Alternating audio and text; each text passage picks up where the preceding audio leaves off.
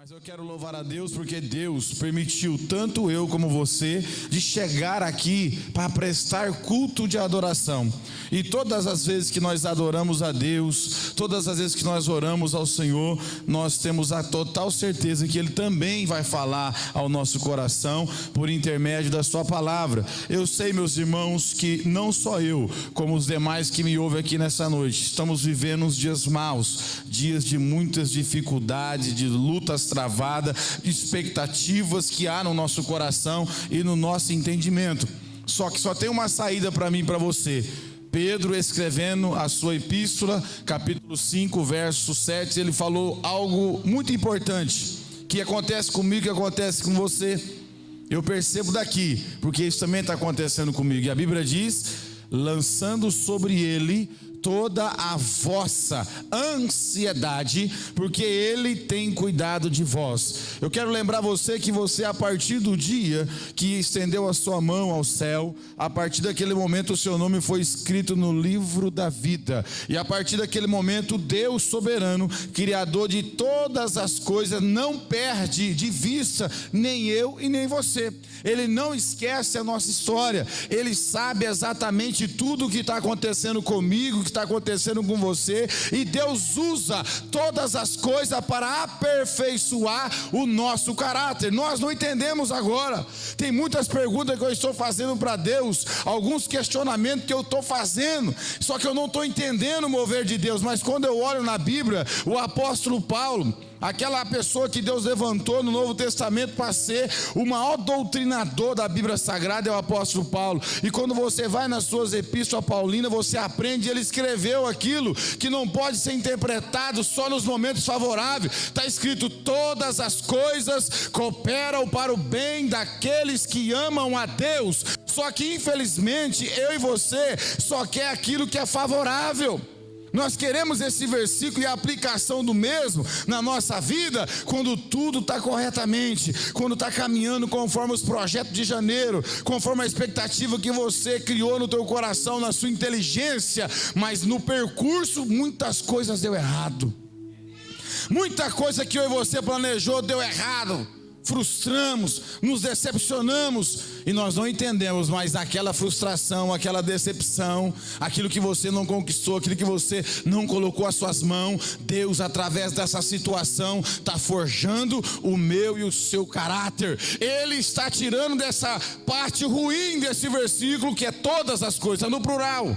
Até o mal que chega na minha casa, até o mal que chega na sua casa, o nosso Deus, Ele tem a capacidade de fazer isso se tornar bem na minha e na sua vida. Como explicar isso? Eu não sei te explicar no momento, mas eu sei que cada dia que eu venço uma batalha, eu subo um degrau.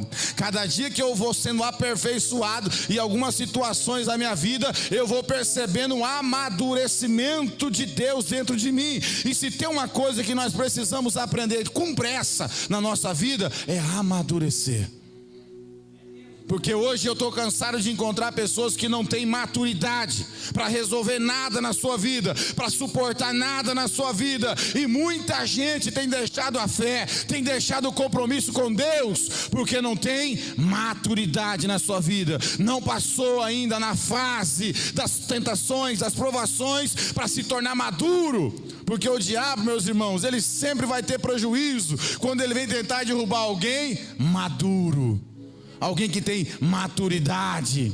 Ele sabe que aquela prova vai passar. Ele está vendo a coisa ficar feia na casa dele, com os filhos, com a família, no trabalho, na saúde, nos projetos. Está dando algumas coisas erradas, mas se ele tem maturidade, ele sabe que aquela luta tem um tempo determinado para terminar. Ele sabe que Deus tem uma saída na vida dele. Ele sabe que Deus tem uma estratégia na minha e na sua vida.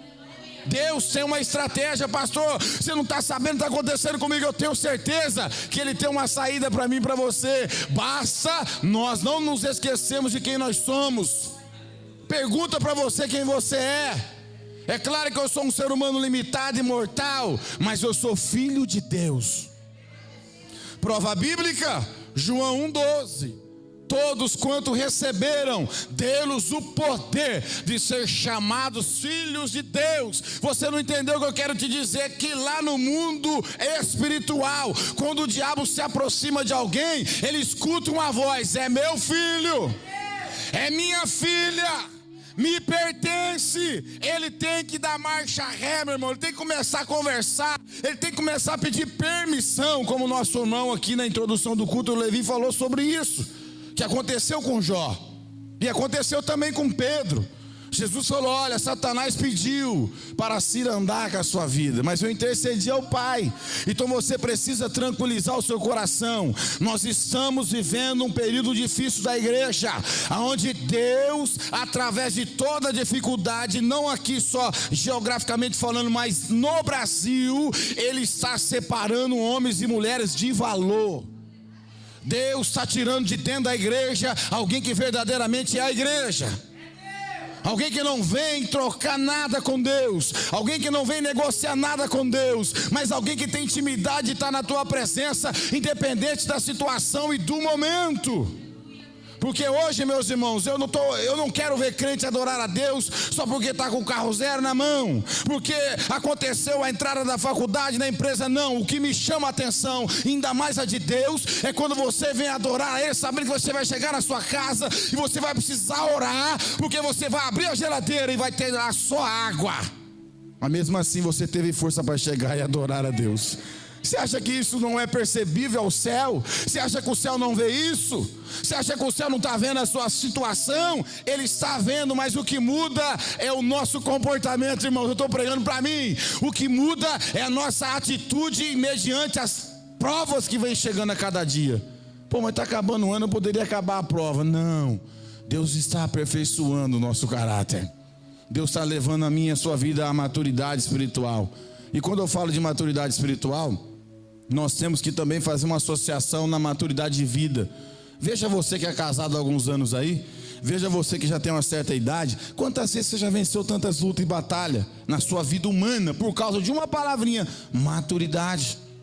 Você sabe que a sua vida vai progredir, você sabe que você vai avançar. Então, meus irmãos, tem uma pessoa muito interessada a fazer nós ficar na nossa casa, e tem feito com muitos: é o diabo.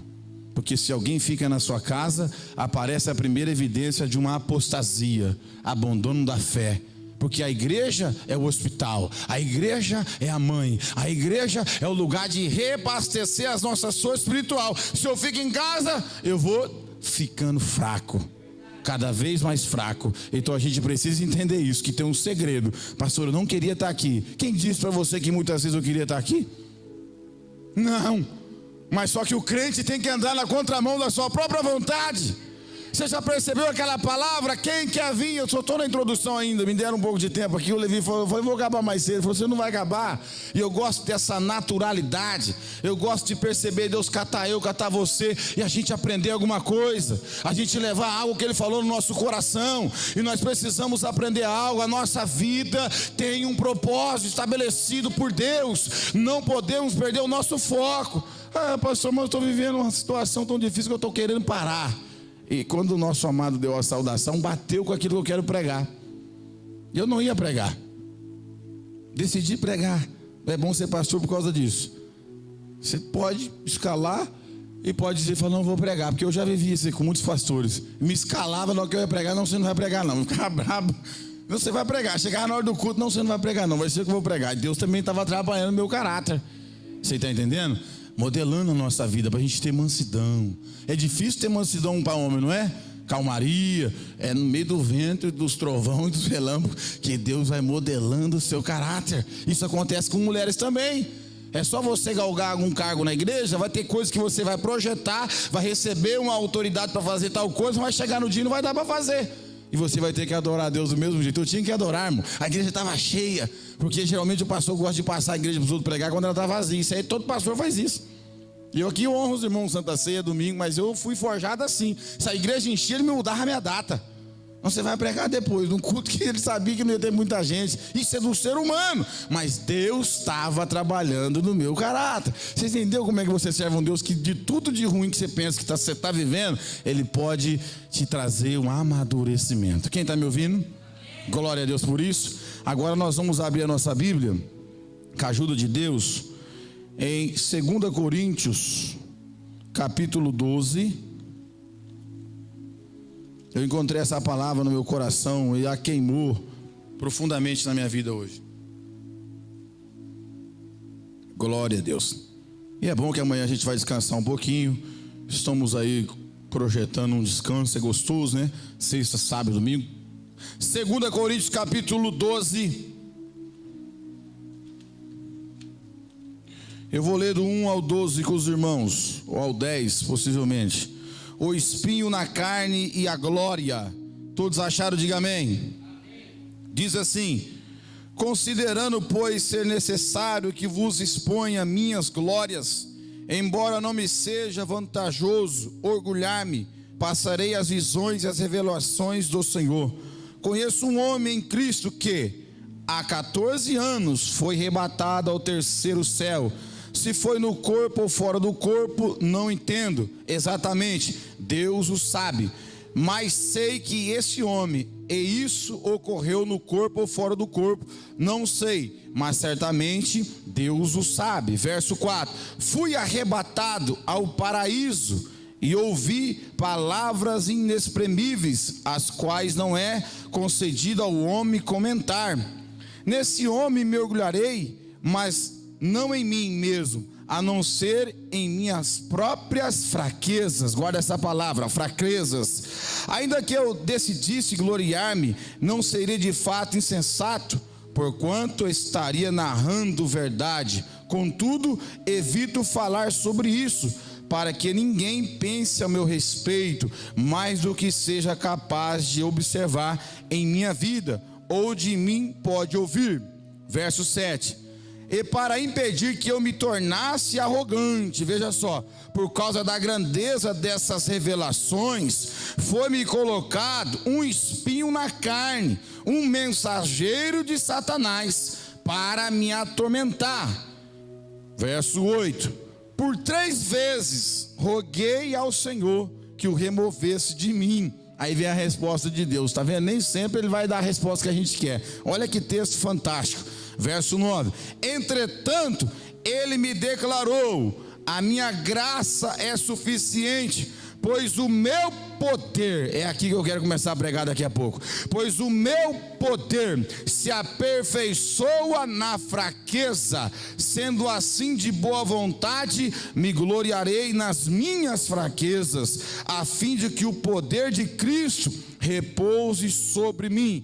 Olha que lindo o verso 10: por esse motivo, por amor de Cristo, posso ser feliz nas fraquezas, nas ofensas, nas necessidades, nas perseguições, nas angústias, porquanto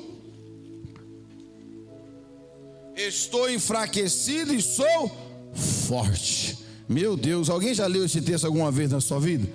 Alguém entre nós aqui já meditou nessa palavra e viu, meus irmãos, que Deus deixa registrado uma experiência particular do apóstolo Paulo, onde, meus irmãos, ele vem dizer para nós no primeiro versículo, que há 14 anos atrás, se no corpo ou fora do corpo, ele teve o privilégio de poucas pessoas que nasceram nessa terra, de conhecer o céu por lado de dentro. E a Bíblia vem dizer para nós, meus irmãos, que Deus, através de tudo que Ele revelou na vida do apóstolo Paulo, Ele precisou usar de estratégia para que esse homem não se orgulhasse. Eu vou repetir mais uma vez aqui para você guardar isso. Todo ser humano, ele tem um pouquinho de inveja e um pouquinho de orgulho. Isso já está na essência da natureza adâmica caída. Qualquer pessoa entre nós aqui, se Deus começar a te abençoar, se você começar a ser usado por Deus, se Deus te dá a habilidade de colocar dons sobre a sua vida, você vai ser tendencioso pela sua própria natureza a se orgulhar. Agora imagine os senhores, Deus pegar você e te arrebatar ao terceiro céu, ou seja, o céu da glória de Deus, o céu aonde o trono de Deus está. Imagine você ao retornar de lá, meus irmãos, a revelar as coisas lindas que você vê, as coisas lindas que Deus te revela. Olha o perigo que o ser humano natural ocorre de se orgulhar. Eu fui transladado, eu fui transportado Deus me levou ao terceiro céu. Então percebe que o apóstolo Paulo nesse capítulo aqui, ele vai tratar da forma que Deus ia aperfeiçoar o seu caráter, para ele não se orgulhar das revelações e da maneira que Deus usava a vida dele, da maneira que ele foi levantado na terra para ser um ícone, para ser alguém que poucos podem se comparar ao apóstolo Paulo. Como por exemplo, quem entre nós na nossa geração pode subir uma tribuna, pegar o microfone na mão e dizer: sede imitadores de Cristo como eu sou?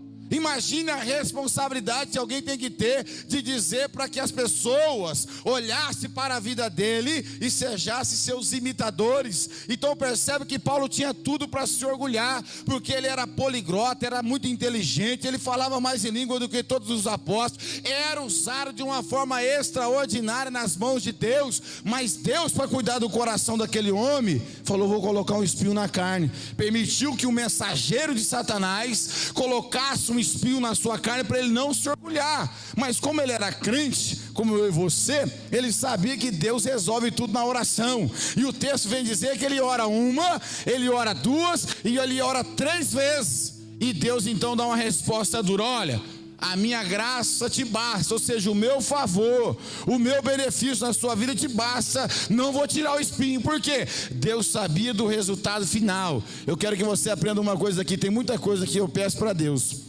que você pede para Deus e Ele não vai fazer, irmão. Mas por quê, pastor? Porque Ele sabe o resultado final desse desejo seu. Ele sabe aonde você vai parar se Ele conceder isso que você tanto pede. Você sabia que a Bíblia nos ensina que pedisse mal e não recebeste, porque não sabeis pedir? A maioria das nossas orações está equivocada. A maioria dos nossos desejos não é o desejo de Deus. Mas nesse texto, Deus não queria tirar o espinho da carne do apóstolo Paulo para ele não se gloriar. Imagine, meus irmãos, um homem desse pregando e começar a falar de revelações e falar: eu fui no céu, eu vi o trono, eu vi os anjos, eu vi coisas que vocês não têm estrutura para ouvir e saber. Como ser humano, ele ia se orgulhar. Então o texto vem trazer para nós a informação, você que gosta de ler depois, que ele vem trazer à igreja de Corinto o risco que ele correu e da forma que Deus trabalhou na vida dele para ele não se orgulhar. Antes de eu entrar aqui na mensagem, você sabia que você tem que cuidar do seu orgulho? Que eu tenho que cuidar do meu orgulho? Porque nós nos orgulhamos por qualquer coisa. Elogio é bom, mas a maioria deles é bom pelas costas. Falar mal jamais, de ninguém. Mas quando for elogiar alguém, elogie pelas costas. A maioria das pessoas não estão preparadas para receber um elogio. Ai, você é uma bênção, Deus continue te abençoando. A irmã estava caminhando na fé, estava dependendo de Deus. O irmão também estava dependendo de Deus. Foi encher a bolinha dele, ele já estufa o peito, porque isso é do ser humano. Então se você for falar mal de alguém, fecha a boca e não fale. E se for elogiar alguém, elogie pelas costas. É lindo isso. Deixa ele saber que você falou bem dele, mas para outra pessoa. Porque tem momentos que o pastor tem que elogiar, mas a gente corre um risco de estragar e perder o crente, perder a ovelha. Eu convivi com um jovem que Deus levantou ele nessa cidade. Ele pregava demais, ele era uma benção. E quando ele terminava de pregar, as irmãs do ciclo de oração, as pessoas do grupo de jovens iam lá: ai, como Deus te usou, que você pregou, que coisa bonita. É louvável até certo ponto, se ele tiver estrutura. Ele não teve estrutura, irmão. Com 2 anos nós matamos ele dentro da igreja. Ele ficou um pavão. Ele chamou os holofotes para ele, coitado. E hoje ele nem está pregando mais. E pregava demais. Foi um desperdício. A falta de amadurecimento. Porque a igreja gostava de ouvir, mas a igreja não era madura para retribuir a glória para Deus. Quem está me ouvindo? Paulo está nos ensinando aqui que a glória é de Deus, que tudo é para Deus. E aí, o que me chama a atenção, aonde eu quero começar a pregar para mim e para você, que acontece na minha e na sua vida: entretanto, verso 9, ele me declarou: a minha graça te basta. Em outra tradução é o suficiente. Aqui que eu quero começar a atender isso aqui. Como é que Deus falou comigo? O meu poder se aperfeiçoa na fraqueza. Repita comigo: o poder de Deus se aperfeiçoa na minha fraqueza. Mas eu e você, meus irmãos, temos um problema, porque nós temos um adversário capaz de acusar. E ele acusa com muitas ferramentas. E nós precisamos entender o seguinte: que quando eu e você fracassa, quando nós nos encontramos amedrontados com a situação que nos rodeia, com a nossa própria vida espiritual, com os nossos deslizes, nós não podemos querer estacionar a nossa vida cristã. Quando acontecer uma fraqueza, uma tragédia, um deslize, um pecado, alguma coisa da sua vida pessoal, que cada um de nós aqui tem os seus pecados, porque a Bíblia diz: todos pecaram, destituídos estão da glória de Deus. A Bíblia diz que aquele que diz que não tem pecado é mentiroso. Embora eu estou na igreja, eu continuo pecando, mas não mais como escravo do pecado, mas eu ainda peco. E quando eu peco, eu estou em fraqueza. E quando eu estou em fraqueza, é uma grande oportunidade do poder de Deus entrar e trabalhar nessa fraqueza a qual você reconhece. E você fala para Deus: Senhor, eu quero te servir melhor. Senhor, eu quero ser um bom crente. Senhor, eu quero ser uma ovelha que vai glorificar o teu nome, que vai resplandecer a tua glória. Mas eu tenho uma fraqueza, eu tenho uma debilidade. E quando você reconhece isso, a graça de Deus vem do alto e te aperfeiçoa na tua fraqueza. Paulo, ao escrever isso, quantas vezes ele quis parar? A Bíblia não precisa trazer tudo, mas quando ele fala: combati o bom combate, acabei a carreira e guardei a fé, o que você pensa nesse versículo? Quantos embates nas suas fraquezas, nas suas decepções ele teve na sua vida pessoal? E quem sabe o inimigo falava: vou paralisar esse apóstolo, eu vou neutralizar ele, porque ele é uma potência na mão de Deus. Então quando ele errar, quando ele fracassar, eu vou utilizar da minha artimanha de acusar e vou paralisar ele. Mas a Bíblia está dizendo que Deus pega a minha, a sua fraqueza e aperfeiçoa com o poder dele. É quando você cair, é quando você se decepcionar com você mesmo. Não é o momento de você guardar a tua Bíblia, não é o momento de você encostar a sua chamada, não é o momento de você falar: Deus esqueceu de mim, do chamado que Ele tem na minha vida. Não. Quando você errar na sua fraqueza, lembra que o apóstolo Paulo deixou aqui com experiência vivida, que o poder de Deus se aperfeiçoa nas nossas fraquezas. Quantos de nós aqui não se decepcionamos com nós mesmos? Fazemos propósito: Senhor, eu não vou mais ver isso. Senhor, eu não vou falar mais isso. Senhor, eu não vou dizer isso do meu marido, da minha esposa, do meu filho, do meu trabalho, da minha igreja. Mas não passa poucos minutos, vai de novo a fraqueza lá na minha, na tua vida. E nós erramos, nós escorregamos diante de diversas situações. Quem está me ouvindo aqui, diga amém. O poder de Deus se aperfeiçoa nas nossas fraquezas. E nós precisamos aproveitar esse momento, não para fazer como a maioria faz. Eu pequei, pastor, eu escorreguei, eu queria servir a Deus, mas eu sou fraco nessa área. Essa área aqui eu sou vulnerável, eu não consigo vencer. Aí vai ficar dentro da casa dele, aí vai se acomodar. Aí entra o perigo, porque a Bíblia diz no livro de Salmo: um abismo chama outro abismo. Ou seja, uma fraqueza chama outra fraqueza. Mas quando você reconhece a sua fraqueza e vai para diante de Deus dizendo: Senhor, eu continuo pecador, mas agora eu sou um pecador arrependido.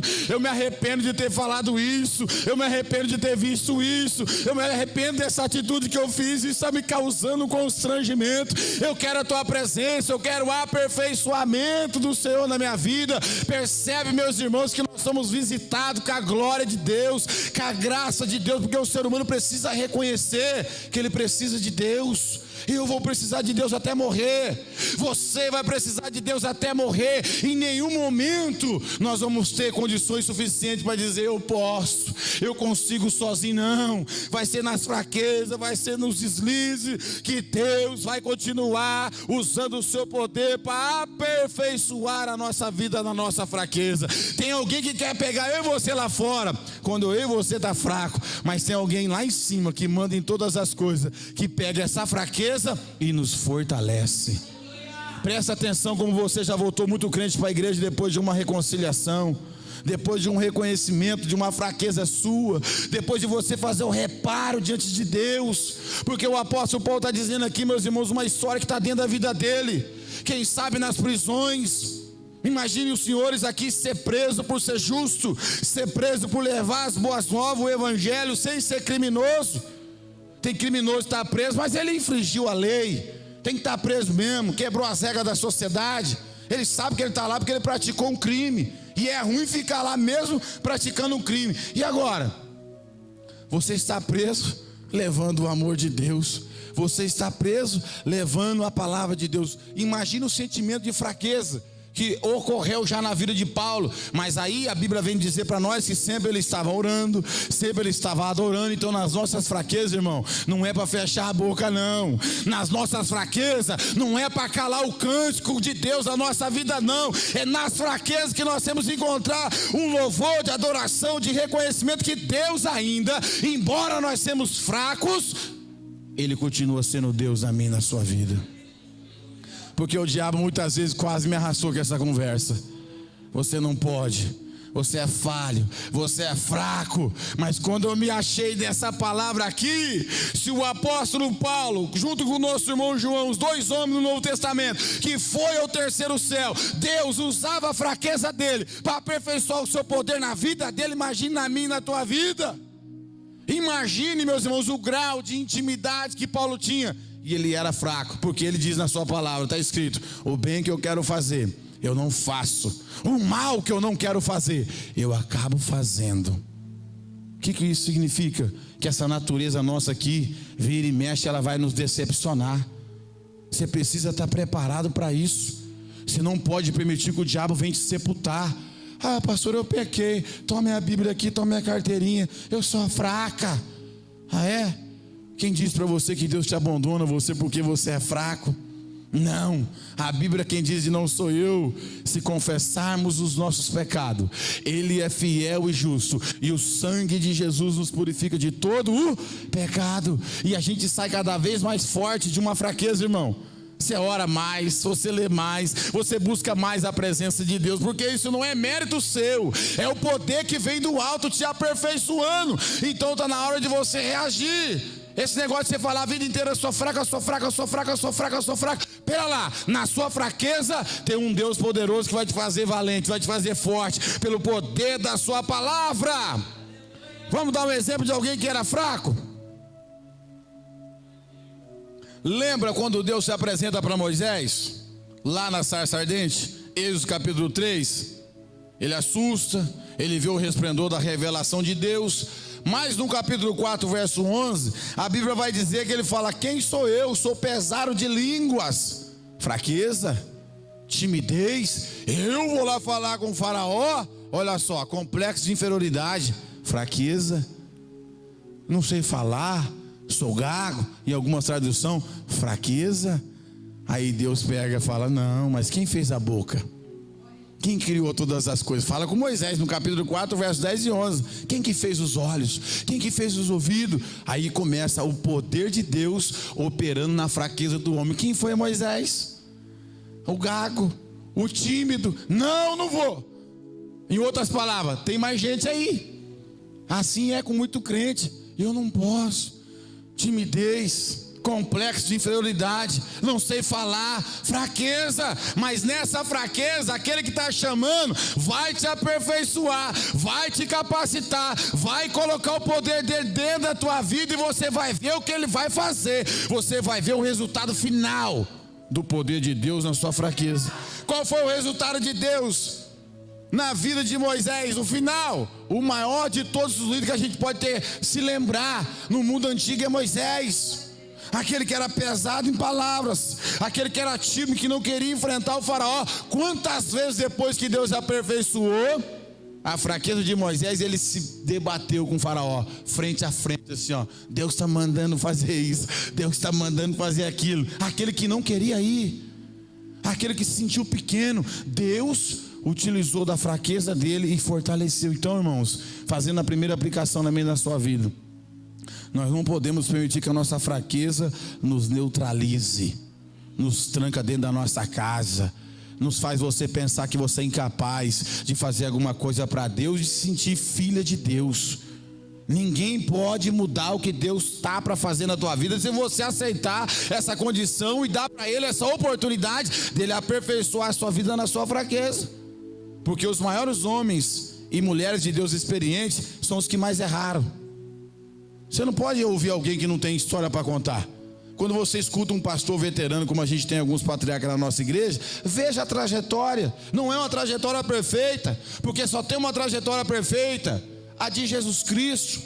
Aquele que nasceu, viveu entre os homens e não pecou, e foi capaz de fazer expiação pelo meu e seu pecado, porque Ele é Deus. O Verbo se fez carne e habitou entre os homens, o Logos. Ele é perfeito. Agora Moisés foi imperfeito, um grande líder, mas não entrou na terra. Deus falou, toca na rocha, ele feriu. O que eu quero te dizer nessa noite é que você precisa guardar esse texto no seu coração, como eu guardei para mim. Qualquer tipo de fraqueza que acontecer na minha vida, eu vou aqui, Senhor, isso aqui não vai me tirar da tua presença, isso aqui não vai me afastar da sua casa. Eu não sou perfeito mesmo, eu sou um homem que nasceu na natureza pecaminosa, mas estou vivendo o processo da regeneração, da metamorfose, uma transformação. Então, Senhor, me ajuda nas minhas fraquezas, vai glorificando o teu nome na minha fraqueza, porque eu quero te glorificar, eu quero te exaltar. Vamos lembrar de alguém que era fraco e Deus fez ele um grande exemplo de oração para nós. Davi, fraco, não aguentava ver a beleza. Não tem como não lembrar de Davi. Davi era um antes de pecar, e depois de pecar ele se tornou outro. Vou te provar.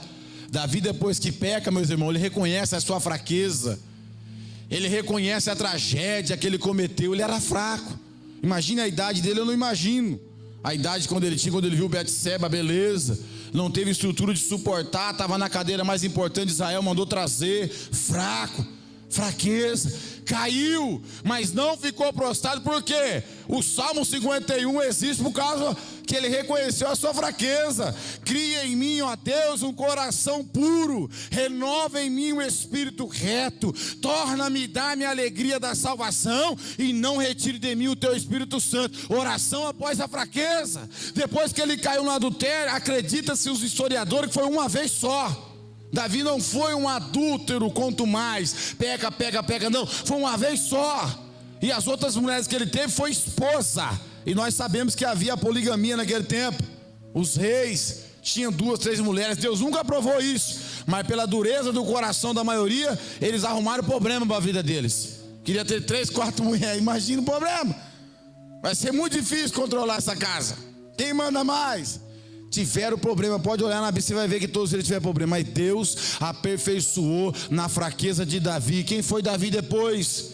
Ele foi um rei que aconselhou seus filhos. Pelo menos Salomão estava mais próximo, ouviu muitos conselhos. E a gente encontra na Bíblia uma oração que Davi faz após essa do Salmo 51, que é tremenda. Salmo de número 139, verso 23 e 24. Sonda-me, ó Deus, prova-me, vê se há em mim algum caminho mau, e guia-me pelo caminho eterno. Olha o camarada saindo da fraqueza. Ele saiu fortalecido, ou seja, eu não quero mais perder o caminho da salvação. Usa a sua presciência, interfere no meu futuro e não deixa eu pecar. Olha só, irmão, quando a gente reconhece a nossa fraqueza, quando você sai de uma fraqueza, você vem fortalecido.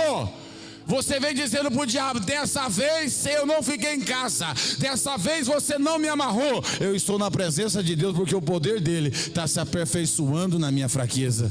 Nós precisamos entender isso, irmão, porque você não vai sair daqui um super-herói. Eu não vou voltar para minha casa um super-herói após essa mensagem. Eu já tenho 20 anos de crente ininterrupto. Quantas vezes eu escorreguei, quantas vezes eu errei diante de Deus. Se eu fosse dar ouvido para o diabo, teria voltado para o mundo. Mas como eu conheço a palavra de Deus, a Bíblia diz: aquele que confessa e deixa, alcança misericórdia. Então você precisa, no nome de Jesus, analisar esse texto e ver que o apóstolo Paulo ele consegue tirar proveito de tudo isso. Olha só o que diz o verso 10. Eu preciso acabar em 5 minutos. Por esse motivo, por favor, está na tela, verso 10, olha que boa, coisa linda. Por esse motivo, por amor de Cristo, posso ser feliz. Aqui não dá, irmão. Aqui a gente está apanhando de cinta agora. Olha o que o camarada está dizendo aqui para mim e para você, Márcio. Por esse motivo, posso ser feliz nas fraquezas. Ô irmão, ser feliz nas fraquezas. Não é para ser um crente tribulado, não. Sou fraquinha, sou fraquinho, já tomei um monte de tom, mas eu sou feliz nas minhas fraquezas. Como, pastor? Porque eu estou na casa de Deus.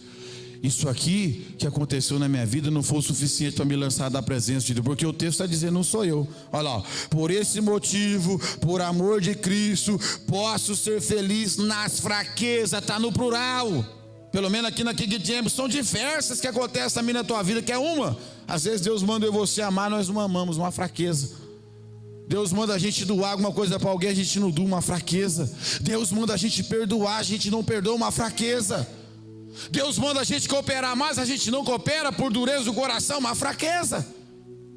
Deus mandou você visitar aquela irmã, você não visita, é uma fraqueza. Deus manda você ligar para o seu pai, para os seus filhos, para os familiares, pessoas que você tem dificuldade de interagir, você não faz isso, é uma fraqueza. E Paulo está dizendo que ele sentia felicidade nas fraquezas, porque ele orava, ele buscava o aperfeiçoamento de Deus. Irmão, todas as vezes que eu vim orar aqui na igreja, as maiores experiências da minha vida sempre foi com sequência de fraqueza, reconhecimento da minha falibilidade, humanamente falando, fraco, carente da ajuda de Deus, da misericórdia de Deus. Ponha isso no seu coração, não se desespere. Vamos ver o que ele fala mais. Feliz nas fraquezas, parou não? Nas ofensas. Seja feliz quando alguém está te ofendendo. É difícil isso, pastor. Prega outra coisa, mas eu preciso pregar. Está na Bíblia. Não é fácil nem para mim. Nas ofensas, quando você se sente ofendido por um desprezo, por uma falta de reconhecimento, por um convite que você foi esquecido, por alguma situação que você se sentiu ofendido, o texto está dizendo, não sou eu, que o apóstolo Paulo se sentia feliz com isso, porque ele estava na presença de Deus mesmo sofrendo ofensas. E o que diz mais aí? Outra pancada para nós que estamos respirando um final de uma crise no nosso país. Está faltando dinheiro para tudo, estamos vivendo um tempo difícil. Olha o que ele diz, e não sou eu, nas necessidades. Deus está vendo também, irmão, esse monte de crente que não está sabendo viver uma necessidade. Pode ser eu também, é uma fraqueza minha e sua. Abre a geladeira, não tem tudo que quer. Quer ligar o carro, a gasolina não dá. Quer dar uma volta com a família, o dinheiro não dá. Deus está falando que é para você encontrar felicidade nas necessidades. É uma coisa que constrange. Não vai constranger, não sou eu que estou dizendo, eu estou dentro do texto. E qual é o nosso comportamento mediante essa situação? É murmúria, é deixar de orar, é deixar de vir na igreja, é questionar, é arrumar problema com o marido, é arrumar problema com a esposa, a culpa é sua, arrumar culpado. Não, o texto está dizendo, nas necessidades. Olha, irmão, vou repetir, fraquezas, ofensas, necessidade. Uma outra vez dá para pregar só nesse versículo. Agora eu vou na outra aqui, ó. Nas perseguições. Isso aqui serve para os irmãos lá no Oriente Médio, principalmente na Arábia Saudita, que apanha de vara verde se pegar com Bíblia. Na Nigéria é queimado vivo. Na Coreia do Norte é executado. E o texto está dizendo que é para eles ser felizes nas perseguições. Aqui a gente não tem perseguição. A única que tem de vez em quando é um crente contra o outro. Tem bastante. Um crente contra o outro mordendo a canela, questionamentos, ciúmes. Vamos lá. Olha só o paralelo, perseguições e tem mais, está tudo no plural, irmão, para a gente ir para casa hoje sem abrir a boca para murmurar, e glorificar a Deus pelas fraquezas e buscar o aperfeiçoamento, está no plural, nas angústias. Está vivendo uma angústia aí? É, pastor, você não está no meu lugar, não é só você não, meu filho. Faz uns 2 meses que eu estou cuidando de uma herpes minha aqui, que ela não sai, ela sai da boca, ela vem para a orelha, da orelha vem para o nariz, e eu, Senhor, nunca tive isso. Aí essa semana eu tive que visitar uma farmácia lá, ficou 250 cruzeiros numa caixa de remédio. Nunca levei remédio na minha casa, tive que levar. E aí eu encontrei Deus falando no meu coração, porque eu comecei a querer murmurar. Senhor, eu estou aí fazendo a sua obra e não sara. Os crentes da hora ficam rindo de mim. E essa herpes aí, pastor? Aí Deus falou, nas angústias. Sabe quando você quer ser curado de qualquer jeito, não é? Você me atendeu lá umas 2 vezes, eu voltei lá 2 vezes, aí deu uma dor nas costas, não sara também. Falei, meu Deus, é velhice já? Não é ainda, eu estou meio novinho, estou muito judiado assim, estou meio novinho. Aí o que acontece? O apóstolo Paulo está falando esse texto rico de alguém que viveu isso, irmão. E eu e você não vai viver não? Está pensando que tudo que está na Bíblia aqui é só para peneirar? Porque nós estamos vivendo um tempo, 2 minutos eu acabo. Que os crentes catam assim a Bíblia, peneira, o que é favorável ele pega. Eu quero. Mas isso aqui, o homem de Deus viveu isso aqui, ó. O camarada conheceu o terceiro céu. E olha a quantidade de coisas que ele está dizendo que é para a gente ser feliz. E hoje tem crente que está perdendo a felicidade por tudo. Acabou o shampoo, perdeu a felicidade. Acabou o batom, o terno, alguma coisa, já te tira a tua paz. Está errado, irmão. Nós precisamos ir para a Bíblia Sagrada. Ele estava nas angústias. Portanto, quando... Aí nós vamos encerrar. Estou enfraquecido, é que sou forte. Olha que coisa linda. É quando você pensar que você foi vencido, que você é um derrotado, fracassado, que o diabo colocou na sua cabeça que você já não é mais filho de Deus. É mentira dele, porque o apóstolo Paulo conclui: estou enfraquecido, é que sou forte. É verdade, irmão. Eu já fiz as melhores orações da minha vida e já senti a presença de Deus na minha vida após o reconhecimento disso aqui. A dependência é 100% de Deus, da sua graça, do seu favor imerecido. Porque quando a gente começa a achar que nós faz, que o meu braço é bom, que o meu intelecto, que eu falo bem, que a minha família é uma benção, meu trabalho, tá tudo errado. Porque quando acontecer essa fase, que o crente tem fase, viu? O crente tem fase. Ó, as fases da vida aí, meu filho. Tem uns que já tá chegando na fase dos 50, 55, 60, o carcanhar está arrastando, já não tem a mesma força. É as fases. Tem amadurecimento? Tem, mas é a fase. E aqui o apóstolo Paulo está explicando que ele passou isso aqui. É por isso que ele pode dizer lá em Filipenses 4,13, esse versículo tudo mal interpretado dos crentes de hoje: tudo posso naquele que me fortalece. No rancho pescando, comendo churrasco. É gostoso falar isso. Tudo posso naquele que me fortalece. Mas vai ver o contexto: ser, ter em abundância, ser, passar necessidade. Contudo, eu sei reconhecer a Deus. Então, que no nome de Jesus essa palavra fique no seu coração. Tem mais um aqui, irmão, só para encerrar. Você sabe quem foi um dos homens que mais me chama a atenção na Bíblia, que Deus aperfeiçoou a fraqueza dele? Jonas. Fraco, não soube perdoar os moradores de Nínive, porque havia um conflito antepassado, e os seus pais, acreditam os historiadores, que morreu por aquele povo de Nínive, e Deus levanta o profeta, vai lá pregar para eles. Você vai levar minha palavra lá de juízo, mas vai levar. Ele fraco, não liberando perdão para a cidade, foge, não vai, desobedece. O que Deus faz?